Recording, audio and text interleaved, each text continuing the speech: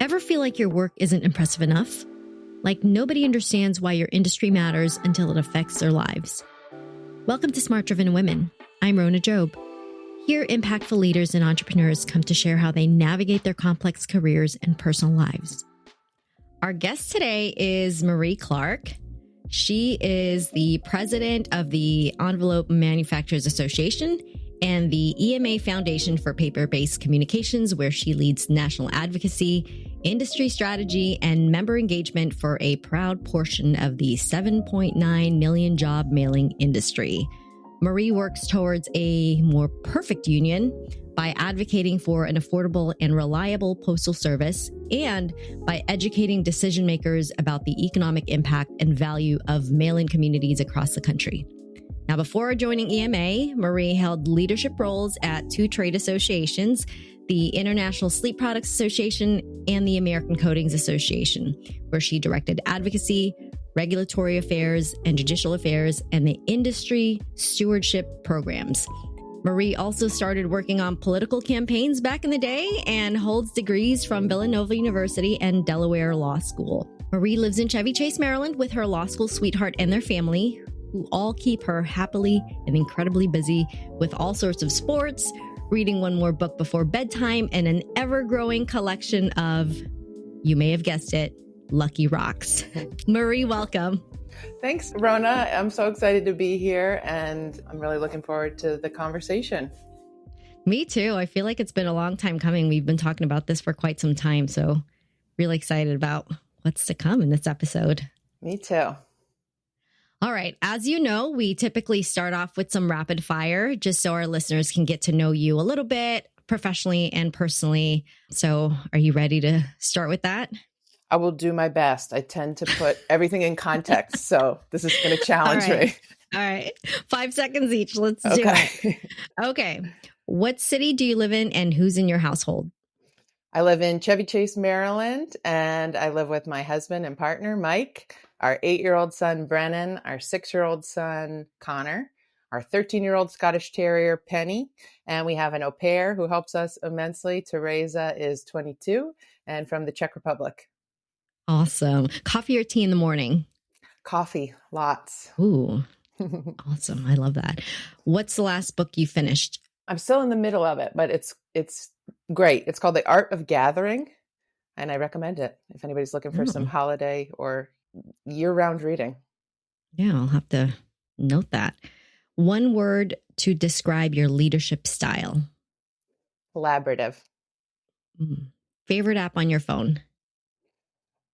That's a good one. I think photos, but I'm sure Spotify is at the top of like most used apps. Yeah. You got your Spotify Wrapped already? Loved it. Yeah. Podcast or audiobooks? Podcast. Who's a professional role model for you? Probably my mom, because I think professional and personal life are so intertwined. So I saw her getting to do both growing up and now living the dream in retirement. So one cause you are passionate about? Gun safety. Mountains or beach for vacation?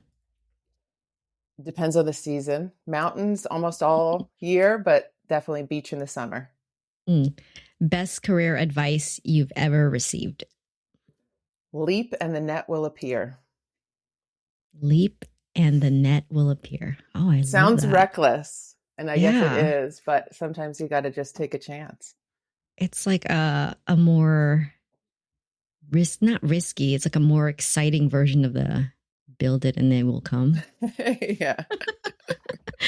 All right. What trend in your industry, whether that's EMA, the Envelope Manufacturers Association industry in general, or the association industry in general, excites you the most right now? It goes back to my leadership style. It's collaboration, because I think folks are really looking at the bigger picture and how can we achieve things together, because we're not going to do it alone. And we're a small association, so we've always been looking to our larger partners to help us. And that's true now more than ever. I really feel the energy and momentum behind let's collaborate, let's figure this out. No one person can solve this alone. Yeah, I feel like that's a good theme for this coming year in general. So All right, I'm going to dive into some personal questions so that we can understand your mindset, your journey a little bit more. And the one thing that I always ask most women on this podcast is, before you started your professional career journey, did you consider yourself driven? And if so, when did it start? It's a great question because I think growing up, I was called different things. So bossy being one of them. If you talk to my siblings, I'm the oldest of four. So I think that's a natural leadership position in birth order. Yeah. And so they didn't always like it. Yeah. Yeah. But I was organized and I liked to, give out instructions on how we were going to accomplish something or even just play a game. So I think that then translated into, I played a lot of sports growing up. Mm-hmm. So teamwork and being driven to contribute and to work as hard as you can and do the best you can for a bigger purpose, for a team. So driven in that sense. And then I think, like a lot of young girls, you strive for perfectionism. And so in a lot of things, in academics or in friendships or relationships, early on, I would say I was driven in probably an unhealthier way. Like, perfectionism is impossible. So as I've gotten older, I feel like my drive has become more sustainable, healthier. So I think it started young and it's evolved. Would others consider you competitive when you played sports, or is that? Oh, yeah. And that doesn't go away. I mean, I'm competitive. Stubborn. I mean, it's drive by a different name. I think it depends on the context. I love what you said about sustainability, though, because I feel like in the last maybe 10 years, I've been asking myself that a lot too, even more so in the last 5 years, like the sustainability of the drive, because I feel like the hunger, the grit, all of the above that just pushes you to do more, expand into other places. Sometimes like it doesn't stop, and sometimes it becomes unsustainable, which is why I love that you said now it's more of like a sustainable drive versus back in the day, especially maybe when you're like in your teens or early 20s, you just keep going. Yeah. And I think it's a lot of working harder or smarter. You get to make a choice, so you learn along the way.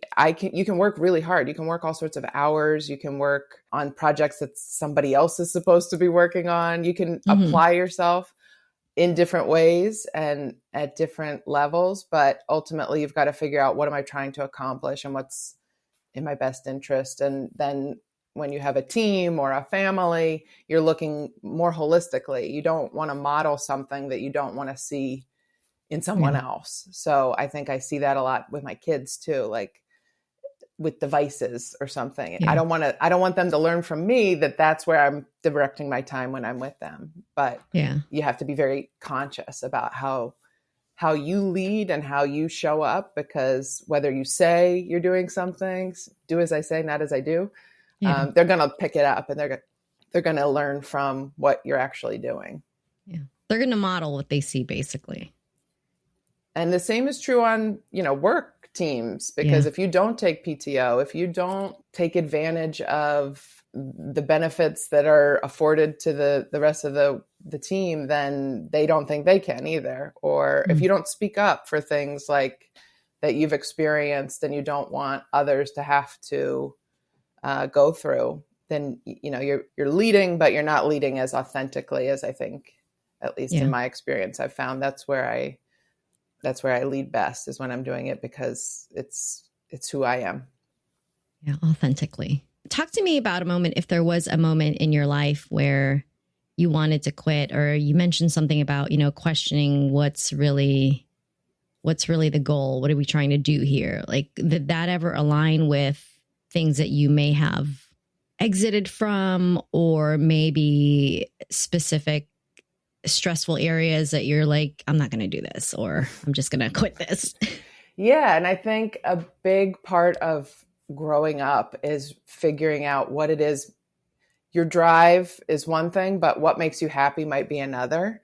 So when those two work together, you've found the sweet spot in terms of using your skill set and being able to achieve something that you want to achieve. So when I graduated law school, I came to DC to work for the government. So I had worked for campaigns, and the political bug had bit when I was young. My parents are very active and well-informed. And so we talked a lot about politics and government. So I wanted to come and work for EPA. I had studied environmental law, or the NGOs like the Wildlife Foundation or National Defense Fund.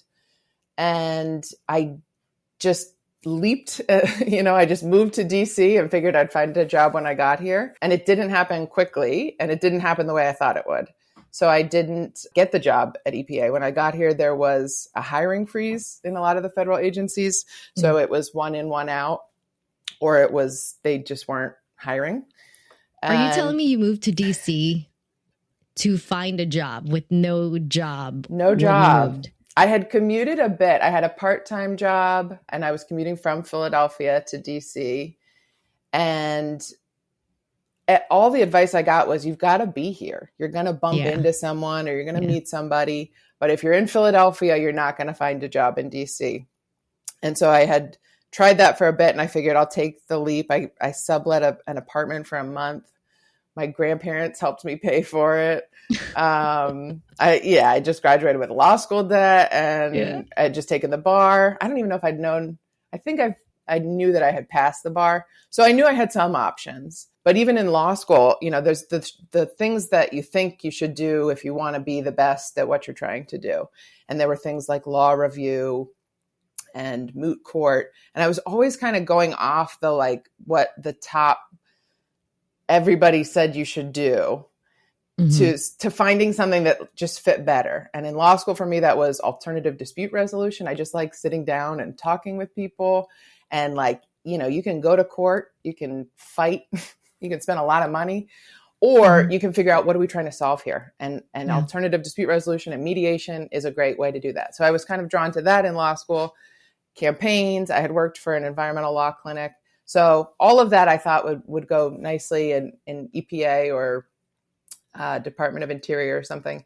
I got here, they're not hiring. So I just start applying to everything I can find, whether it's on Capitol Hill or I didn't even know what a trade association was at the time. I happened to apply to one and got an interview for the Coatings Association and loved it because they do a paint recycling program.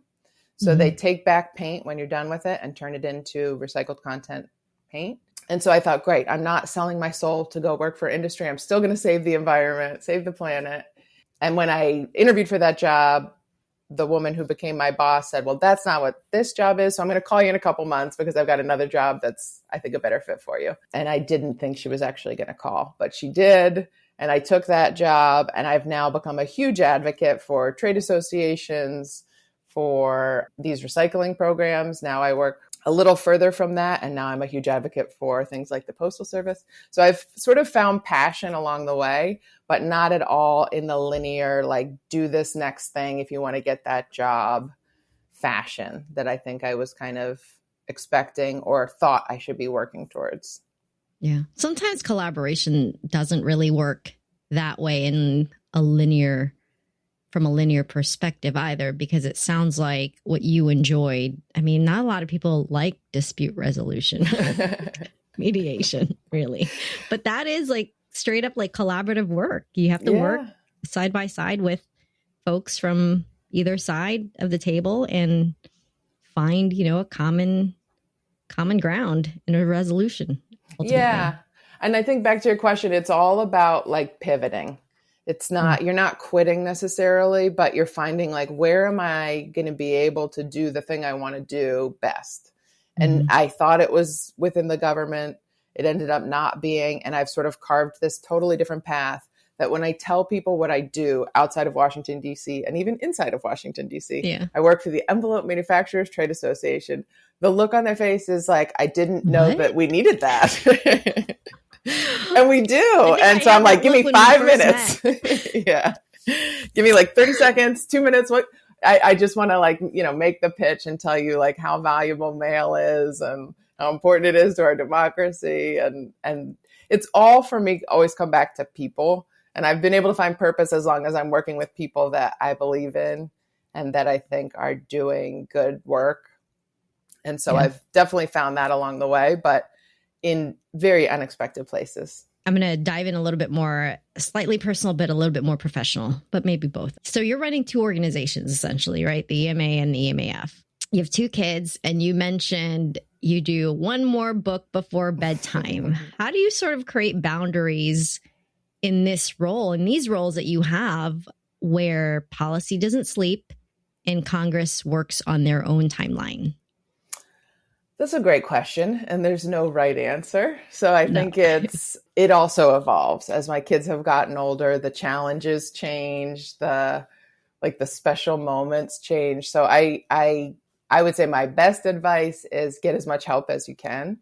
We don't live near family, so we had to early on find daycares that became like our family in terms of helping us take care of our kids. We knew we wanted to have kids, and we both worked in for a little bit for big law. My husband's still with the law firm, and we kind of looked around at, how do people do this? And we saw people not doing it the way we wanted to, like a lot of unhappy partners at these big firms that maybe had a lot of the trappings of the golden handcuffs, the things you think you want. But my husband, to his credit, really saw that and thought, I don't think we can have a family, and you can do the things you wanted to do if I'm on that partnership track. So he early on didn't go that way. And so he's had to be the primary parent as I took on this role at this organization, because it's a lot in Washington, but there's some travel. And so I think that's something that you have to work on, or if you're fortunate to work on it with a partner, that's great. And if you're not, I give you so much credit, because there's nights where even if he's just at a dinner or something, I'm like, how do single parents do this? It's so hard. And I think you get through the hard. We got through the pandemic. So my youngest was 6 months. My oldest was 2.5, and everything shut down. And we were working from a 6-foot folding table in our bedroom, both of us with like a laptop on either side, and just taking time off to watch our kids. And so I think you get through the hard, but it's constantly changing. So you're trying to figure out, I want to be present when I'm with them, and I want them to see that I am really good at what I do outside of being their mom. And I'm able to do that because I have the support of my partner, and because we have help. We have an au pair. We've had daycares. They wouldn't be able to do the things they do if we didn't have the help we have. So I think it's important to talk about, you can have it all, but you need help. And I've really leaned into the good enough parenting. Amen, I'm not going to be perfect at anything. And so I want them to see that too. They get to see all of it, I work, their dad works, we like to have fun, we want to hang out and enjoy each other and our whole family. So I think they're getting the best we can do some days and really great others. But I don't think there's ever a day that goes by that you don't think you're missing something or not doing something as well as you can. And you just have to come to peace with that at the end of the day and think, I did the best I could, and we'll try again tomorrow. Well, it sounds like your sort of why behind the approach is really kind of drives down to authenticity, right? Let's be happy and driven at the same time. How do we achieve that? Because you could be driven and unhappy, and you could be happy and not impactful. And it sounds like your how is a collaborative piece of it, because you're collaborating really well with your partner, with an au pair, with other support systems around you. I mean, I personally know what it's like to not have your family close by. And so credit to you and Mike for building this village, this support system to allow you both to be authentic to yourselves as parents, as professionals, as DC residents. Yeah, it's been a journey. I mean, looking back on it, Yeah. because those relationships, I think, are our greatest asset. Like that village, Hmm. and that spans our work, our professional lives, and our personal lives. Some of the people that I started working with when I came to DC are still some of our very closest friends, and so we've gone through these different seasons of getting married and having kids and moving and getting new jobs or losing jobs or sickness and health. And so it's just the people along the way that are the piece of that I value the most. And so being able Hmm. to show my kids too, like, our net worth is those people, and it is Yeah. our family too. They're all my sister has since moved back from abroad and lives in DC now, and getting to see them and their cousins grow up together is something that we don't take for granted, because when you don't have it, you miss it, and when you have it, you Yeah. cherish it. So we're grateful for that, and that our parents aren't very far away and they come a lot, so to get to see the multi generations enjoy each other, that's like our favorite pastime, is just to be Yeah. together and enjoy it. Do your kids know what you do for work, or are they familiar with the Envelope Manufacturer Association at We're all? very familiar. We're a very pro Nice. paper household. We go through a lot of paper. It's funny because I have a lot of envelopes now, and my 6-year-old's very creative, so he loves to do little Yeah. crafts with them. We have a very dear letter carrier, so I've tried to explain to them that's part of the system that I work to support, because I think that's a really important part of community, and that I don't know if they really know. I should ask them. I know you see those clips of kids saying what their parents do, and they're hilarious. But they do know I'm a boss. So they say that a lot. They're like, well, if you're the boss, you don't have to do that. You could just come to my soccer game. Yeah. Oh, they'll find out later the why behind that. Right. The reasons.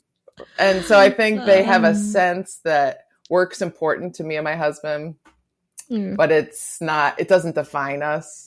Yeah. It's part of who we are. We work a lot, so I want them. They've come to our offices, and they think it's so fun. So I hope that they keep that sense of curiosity and wonder about work, because you do it. Hopefully you find something you enjoy doing, or you feel Mhm. you find purpose in. And I hope that they're seeing that too, that you're not going to enjoy all of it. We've had to work late nights or travel, but when you get to enjoy it and celebrate it and feel motivated and fulfilled by it, that's unique. That's really Yeah. valuable. I love that your kids know what you do. And, you're advocating for an industry, actually, most Americans don't even think about or aren't even aware of. How do you make people care about this? Like, what's really the ultimate question is what's transferable about that specific skill of making people care about this space that not very many people are even aware of? It's unsexy. How do you make that transferable for women leading in a similar unsexy space? Yeah. Sorry to call envelopes unsexy. It's, having worked for the mattress industry, where it's quite sexy, In the I can coding tell association. you. Yeah, to me, well, a big part of what I do is lobbying. And I'm always trying to take the stigma out of lobbying, because it sounds, like it's happening behind closed doors and there's all this dirty money, or these networks that are pulling the strings, so to speak. So lobbying to me is just using your voice, and it's speaking up, because someone's not going to know your experience, your lived experience, or your perspective if you don't share it. And there are good ways and, less productive ways to share that, because you ultimately want someone to hear it and feel it and want to help you, or want to help your cause. So I think in the lobbying respect, everyone should do that. And it doesn't matter what you lobby for. You should lobby for yourself. You should lobby for the things or the causes you care about. And a lot of that is education or sales and marketing. It's probably a skill every woman has, and you just don't know it because you maybe haven't called it lobbying before. But you should be, lobbying for equal pay. You should be lobbying for support in your networks, whether it's a work network or a friendship. So I always try to talk about lobbying as like, it's just having a conversation too. It's as much talking and listening, because I think that's one of our greatest challenges right now is we're so divided and we're not listening to the other side, because we've decided this is our position or our team or our set of facts. And it doesn't matter what the other side thinks. And I think when you sit down and have the conversation with someone and listen, we're so much more alike than we are different. And we have these common values of, we want our kids to be safe. We want, the environment to be clean and sustained so that the next generation isn't going to have to clean up a mess again and again. And so I think it's, it's how you frame it. Having come from environmental law, we had to talk about environmental issues differently in a Republican office versus a Democrat office. But now it's more, all these issues have these core values that aren't so far apart. So when you just sit down and talk to someone about, what is it about this challenge that scares you or that makes you feel unseen or not included, and it ultimately probably can be solved easier than we're making it seem. They're not so far apart on a lot of these things. So I think lobbying and leading women are uniquely positioned for, because we like to solve problems. And I think that's true of men too. But there's been a long run of men here leading Washington that it hasn't been as collaborative. So I think just getting women in the room at the table can change the dynamic. And I see that a lot I've been the only woman in a lot of rooms. And, to then have the courage to speak up, like, well, why did we do it that way? And did you think about it from this perspective? You can see people who want to have the ability to change their mind, and people who don't may not, but you're not going to persuade everybody. So I think advocacy, lobbying, leadership are so intertwined, and just getting more comfortable with using your voice, speaking up is something that everybody should do more of. Yeah. Stopping, collaborating, and listening. Listening. That's a big one. Listening is the hard part. I'll be honest. That is the hard part. Yeah. That is the hardest part, I think, of all of that, is to listen and to really, really listen to understand versus listening to push, your own. Right. To think about, what am I going to say next? Right. Like, I do that. Yeah. So I always go back to, someone said, I forget who said it, but that their goal is to be the best listener in the room.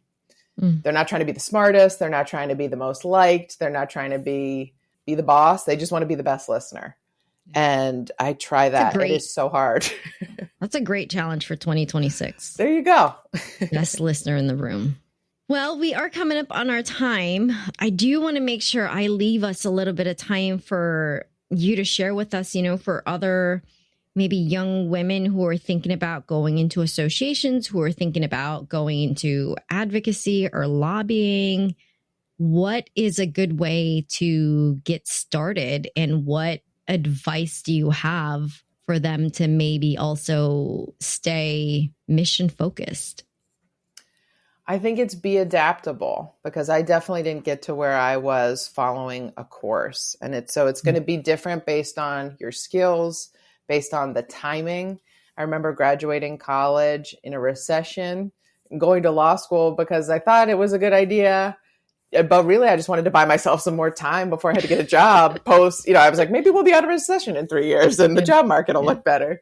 So I think it's being adaptable, playing to your strengths, and just, the most of the jobs I've gotten since my first job have been because of who I've known. And I don't say that to mean like you have to, it's all about who you know, but it's not as sinister as it sounds. It's just, you make friends along the way that then want to help. And when they think of an opportunity, they might think of you, or you might be uniquely qualified and you don't know, because I think as women, we tend to think I have to have all the skills, or I'm not ready for that yet. But that's where you leap and the net will appear. You're never ready for the next big jump. but you figure it out. So you just got to jump. And yeah. And the folks closest to you are the ones who are going to know your strengths best, right? They're the ones that are going to lobby for you because they know it's a good fit.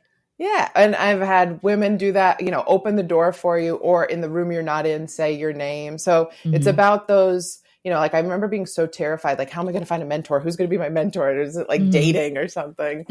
And then just organically along the way, you find the people because they're the people that you mesh with, and they want to help you, and you learn from, you see them and think, I want to be like that. So I'm going to emulate that, skill that they have, or I'm going to ask them, how did you do that? Where did you learn that? And that happens very organically. And now I'm at a point in my career where I want to be able to give back, because I know it's not easy. Having been through, 15 years of my career, you have to make sacrifices along the way, and you don't always get the thing that you want, but sometimes you get something better and it just takes a little longer, or you're just going to have to be able to adapt because you sort of have what you have, and you're going to make the best of it. And you're going to find the mission, find the purpose, find the people in that organization or in that cause that allow you to use your energy and your skills to the best of your ability. Great practical advice. Great applicable advice. Well, Marie, thank you so much for joining us today. And for those of you who are listening and want to connect with Marie, you can find her on LinkedIn. And if you have time, also please take a look at the EMA and the EMA Foundation. And any last bit of words to say goodbye before we hop off? You can follow EMA and all our paper-based proactive work on LinkedIn as well, because I didn't really get to speak about that, but I could talk all day about the power of paper. But yeah, please follow along and reach out. I love that LinkedIn does allow us to connect to people all over the country and the world in an easy way. So please feel free to always, I say, become friends. I'm not sure what the LinkedIn equivalent is on the platform, but I'm happy to help. I'm happy to chat and certainly to connect. Awesome. Thank you. Thanks, Rona. This was so much fun. Had a great time. Had a blast.